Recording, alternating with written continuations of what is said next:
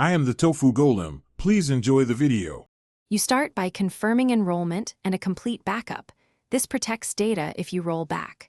Once enrolled, download and install the Apple Developer Beta profile directly on the iPhone. That profile tells settings to show the iOS 18 update. Make sure you're on a stable Wi-Fi network and plugged in, because the download can be several gigabytes. While the profile installs, note your device model and storage, so you can resolve compatibility or space issues quickly. Once the profile is active, go into Settings, right arrow General, right arrow Software Update, and you'll see iOS 18 Developer Beta available. Tap Download and install. You should watch for prompts to accept terms and enter your passcode. This grants system-level changes.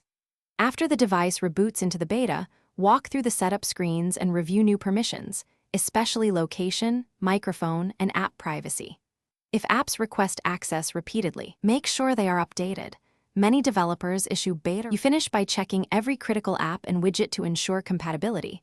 Update apps in the App Store and reconfigure widgets as needed.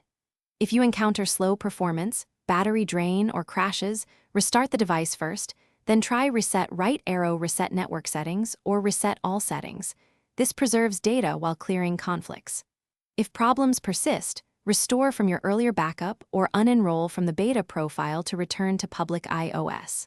Finally, submit clear bug reports with steps and logs via Feedback Assistant.